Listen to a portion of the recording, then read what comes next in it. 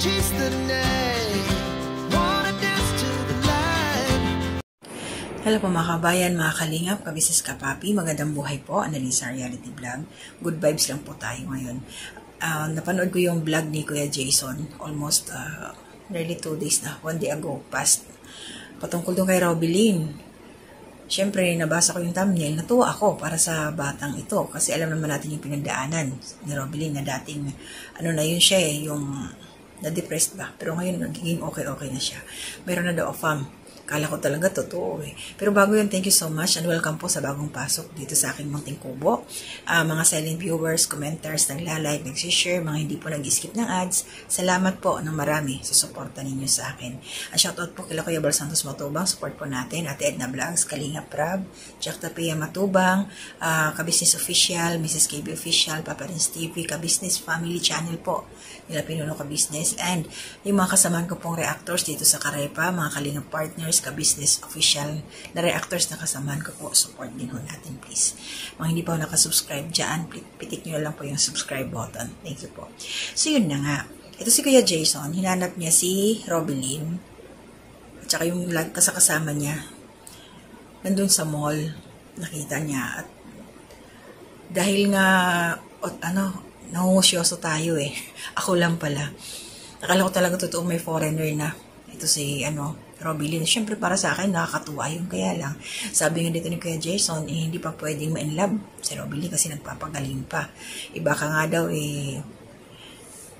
akala ko talaga totoo eh. Kasi siyempre baka nga daw nainggit kila sabi yun kasama nila. Nakalimutan ko tuloy kila Jigs. At saka yung isang tinutulungan ni Kuya Jason, nakalimutan ko yung pangalan na yun. Yung makulit, magaling na rin siya ngayon eh. So yun. At dahil doon sa mall, at hindi inaasahan, ito yung nangyari. Siyempre, unexpected, sino ba naman ang hindi matutuwa? Makikita mo doon si Carla. Nakita ni Kuya Jason si Carla. Katabi. May island lang dito nandun sila sa kabilang side sila Carla. Kaya lang, mayroong nag-remind, hindi ko alam kung nangaasar o ano to ha. Sabi niya dito, naku Kuya Jason, huwag mong i-video si Carla. Angels ng Matubang yan. Magalit sa iyo si Pastor Matubang. Nagpa-picture lang naman ho si Robilyn. At saka hindi naman in-interview si Carla. Kung baga slight lang naman yun. Siyempre fans, di ba? Tapos magsasabi pa doon sa comment section, sa upload ni Kuya Jason na baka daw hindi kilala ni Carla si Kuya Jason, tapos si Robilyn. Imposible hindi niya kilala, napapanood niya yan. Papanood niya. Tinanong ako nasa si Jones, nasa boarding house nga daw. So, sino yung kasama ni Carla? Kanyang pamilya, nandun si Amber, yung bata, pinasyal niya. So, wala akong masama doon. Siguro man hindi naman magagalit yung si Kuya Bal. Para sa ganun lang, nagpa-picture lang. Slide, syempre, humahanga ka sa bata idol. At saka yung hindi pa rin talaga maiwasan na ang daming sasabi kay Carla na pambuti daw nagpa-picture, tapos sasabihin, bakit? Sino ba siya? Yung mga ganun-ganun ba? Hindi naman siya, feeling sikat. Sa totoo lang, hindi naman yun ni Carla eh. Kumbaga, wala siyang pinagbago. Hindi naman siya nagsisikat-sikatan. Although sikat siya, kilala. Alam mo naman kung pang-ilan yan na lumili niya siya doon sa mga vlogger na yung mga love team. Talagang napapansin siya. Pero baliwala lang sa kanya, di ba? Makikita niyo naman kung gaano siya ka down to earth, kumbaga, sabi nga. So, enjoy lang po tayo, good vibes lang po tayo. Siyempre, kahit sino, Robilyn, nakapagpa-picture na siya, nahihiya yung mga kasamahan niya si Robilyn lang talaga. Na-request ni Kuya Jason yun. At least, di ba? Hindi inaasahan, yun talaga yung mapalad ang araw na yun. Swerte, lucky day mo yun, Robilyn, dahil nakita mo si Carla Bells. Yan. Medyo na siya ngayon. Nasilip natin, gumaganda na yung katawan niya. Na siya, nag-slim konti. So, yun lang. Hanggat maaari yung mga nagko-comment, good vibes lang po tayo. Salamat dun sa mga nagmamahal kay Carla. Appreciate nila talaga yung kabutihan ng loob ng bata.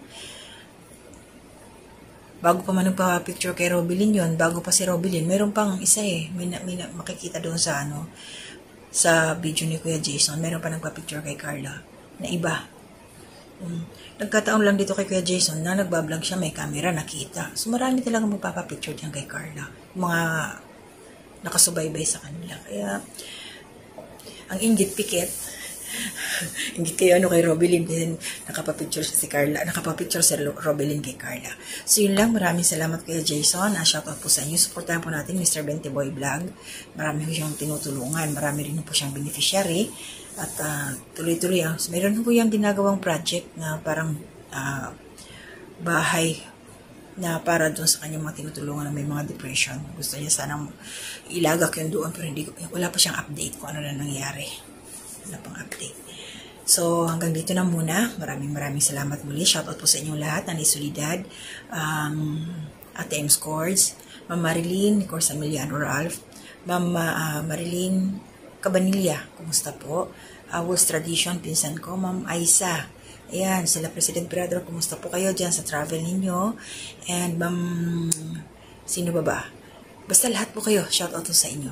Mga nalaging nariyan, aking pamilya, aking asawa, shoutout sa inyo. And yung hindi ko na-mention, wag po kayo magtatampo sa akin. Basta laging nariyan, love lang po tayo. To God be the glory.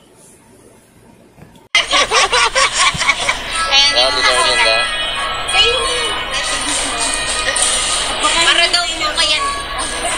Sa baba po pa.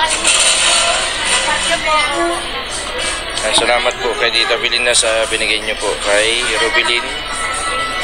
Maraming tulong po yung binigay ninyo. Para po sa amin din si Robelyn. Kailangan pala ito. Yan mga kabin. Nakatapos lang po namin ng dito sa SM. Akala po ay may kadit si Robelyn na foreigner. Ang pala po ay asawa po ni Tita Belinda. Yan.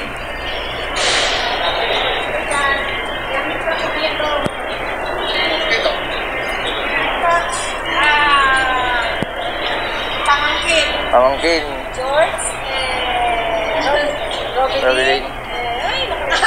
Letty, Jason. Hello. Pamangkin na kasi.